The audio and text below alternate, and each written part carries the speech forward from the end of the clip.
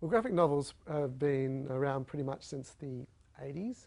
Um, there have been graphic novels before that time, but it was pretty much the 1980s which, in the US market, saw the development of the term graphic novel coming into popularity, and that was with three graphic novels in the mid-80s. Mouse by Art Spiegelman, that was a Pulitzer Prize-winning graphic novel, and then it was followed by the collections of the Batman the Dark Knight and Alan Moore's The Watchmen miniseries, which were hugely successful comic series, but they collected them together, and those collections were marketed as graphic novels, and they were very, very popular with the public and started to see the development of the graphic novel as a collection format. Marvel Comics around that same time had also done a line of graphic novels which were in a different format. They were slimmer, oversized graphic novels, more in the style of the European style graphic novels of the day. And they were original stories based on new concepts. So there were the two different styles, the collections of existing stories, and then there was the brand new stories, which were basically still both known as graphic novels.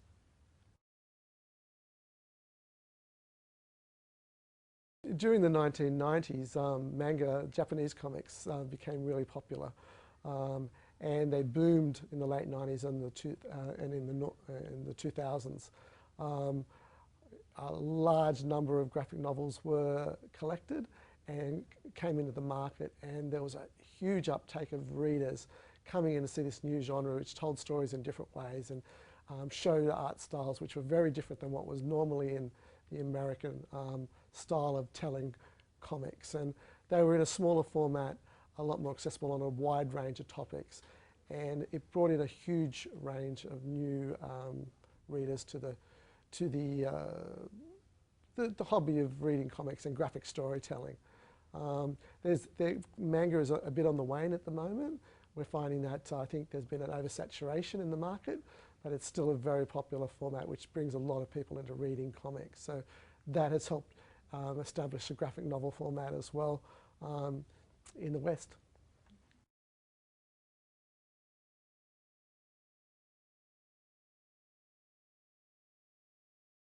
There's plenty of genres in graphic novels. The most common, of course, in American graphic novels is the superhero comic. That is by far the most prolific genre out there. Batman and Spider-Man being the biggest sellers there, and X-Men as well. The Dark Knight, Batman Year One, a lot of these graphic novels have now been made into movies as well. So there's that tie-in into popular culture even further. But there are a lot more genres being explored now. Crime in particular, horror, fantasy, science fiction in particular, of course, that ties in a lot with superhero stuff. But you also have a lot of indie comics, alternative comics, which are really showcasing more personal stories, autobiographical stories, political stories, stories which are a bit more relevant and which more socially conscious. So you actually can get a wider variety of comics and genres in the graphic novel format than you could at any other time at the moment. There's some companies such as Image Comics at the moment that are really focusing on trying to bring out shorter serialized comics on a wide range of topics and genres. So I would say Image Comics is a really good place to have a look at some fantasy and science fiction and even crime books. Companies such as IDW or Dark Horse, you'll find they have a lot of licensed products. And what I mean by that is companies or movies or other major companies are bringing their ideas into comics. So Dark Horse, for instance, do a lot of Star Wars comics, or they do Buffy the Vampire Slayer, and those graphic novels are hugely successful. IDW, they do Star Trek, they do True Blood, which is based on the Sookie Stackhouse novels. A lot of novel adaptations are now, novels are being adapted into comic books, and so you're finding a lot of other media are coming into graphic novel format and are actually opening up those stories to a different reader as well. superheroes are here to stay. They've always been here since the 1930s, since they were created. I think manga, it's just oversaturation of the market. I remember back in the 1990s, people were saying comic books were dying at that time, that they weren't relevant anymore. And in fact, during the 2000s, comics exploded again through the various times with movies and stuff. So I think genres such as crime, fantasy, science fiction, a lot of the media crossovers, especially with gaming, video game related books, they're booming at the moment. They're on the rise as well. Things like Man of War and Call of Duty and World of Warcraft. There's a lot of other elements out there that are coming in which tie into science fiction and fantasy. So I can only see those areas growing because they've in a way been neglected a lot of the time by comic book writers as they've been too heavily focused on superheroes. The superheroes sell, but I think they're finally realizing, the companies are finally realizing that there's more ways to tell a story rather than just having someone in tights flying around. So we're actually seeing a really good time of experimentalism in comics, I think. You're finding that more avenues for people to see comics, whether it be in digital format or in libraries. You're seeing a lot more libraries taking up graphic novels. And I think with the cross-pollination into TV and movies, that these other genres are going to actually get more people experimenting with stories in those genres rather than less experimentation. Superheroes, though, are always going to be here.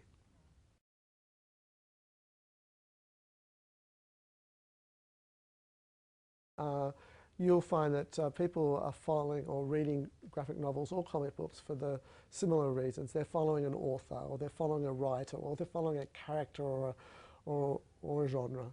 But I think a lot of the time it's a character or the creator. They're the two main ones. You'll find that, as I said before, Batman, we find in the comic store, is a huge seller, and people will continue to buy a range of Batman graphic novels or spin-off graphic novels, Robin or Batgirl or Batwoman.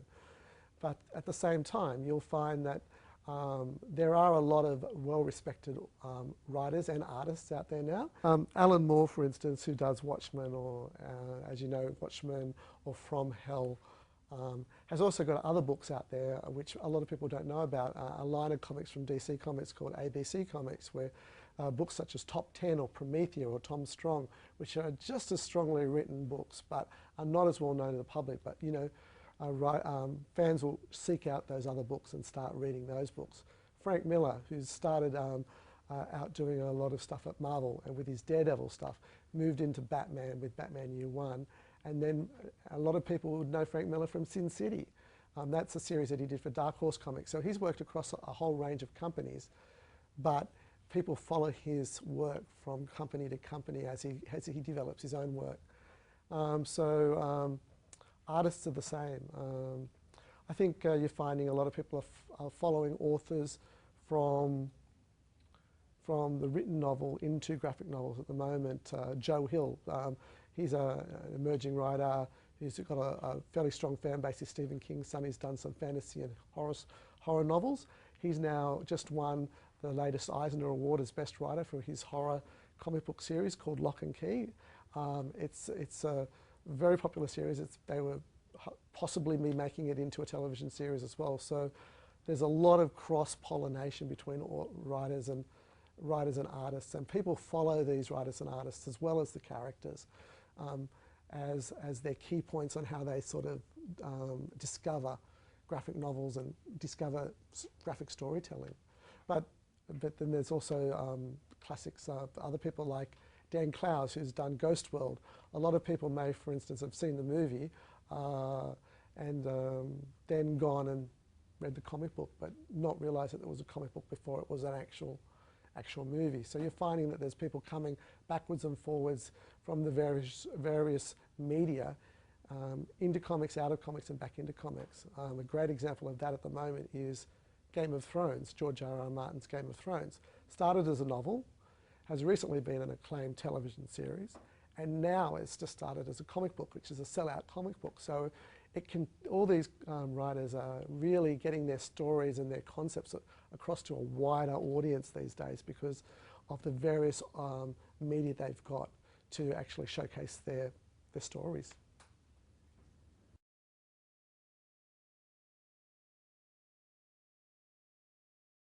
Some of the writers that I think that are going to be sort of standout writers in the future, they've already got an established fan base at the moment, but two writers that I think that you should keep an eye on are Brian Azzarello, well known for 100 Bullets, crime, labyrinthine crime series that he's done for Vertigo Comics.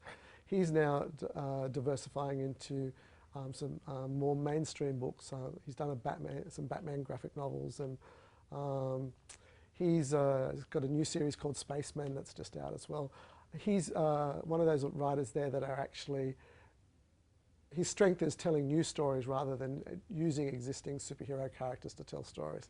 Another writer who started doing telling stories of his own, but then has now moved into the mainstream, who's got a lot of credibility at the moment, is Ed Brubaker. He's done an acclaimed run on Captain America. He was the writer behind the death of Captain America that happened recently. And he's also done a wide range of crime books called Criminal, a series of sort of superhero crime storybooks called Incognito and Sleeper. And he's developing a lot of the concepts that are coming out of Marvel Comics at the moment. I think he's a strong writer to look at as well. Other writers that I think you should be looking at are Bill Willingham. He's the creator of Fables. He's made his name, he's been around for a long time, but with Fables, which is a fantasy-based series, his popularity has exploded. The way of telling his, putting a fantasy element into a real-world context has been really well received, and you're finding that Hollywood and TV is following that now with some TV shows such as Grimm and Once Upon a Time now focusing on that fairy tale theme. So I'd say he's another person to watch. And another person to watch as well is Brian K. Vaughan. He's the writer of Ex Machina. He's also done Pride of Baghdad. Worked on Lost. So a lot of these people work in other fields as well. I think he's another guy he's very strong at telling stories. And another person that I particularly like myself, who I think has a really distinctive style, which is very different, is Darwyn Cooke. He's done a series called DC The New Frontier for DC Comics, which was a 50s and 60s reimagining of the DC universe. Darwyn Cooke's done a series called Parker, which focuses on Richard Stark's sort of true crime detective, basically, or confidence trickster, I should say. And it's done in a very much a 50s style, very visually distinctive, very short, sharp writing. And I think it goes to show that there's a lot of writers out there telling stories in different formats, different ways. Dan Clowes is another writer that's been there for a long time, still bringing out stuff. But yeah, I think the main thing is to just go out there and explore the library and check out the stuff that's come into the library through the expo and see the different writers and artists and different types of genres that are there, because that's the way to really get excited about comics, is to do the exploration and, as I call, the sort of the detective work of working out what actually appeals to you in a graphic novel format.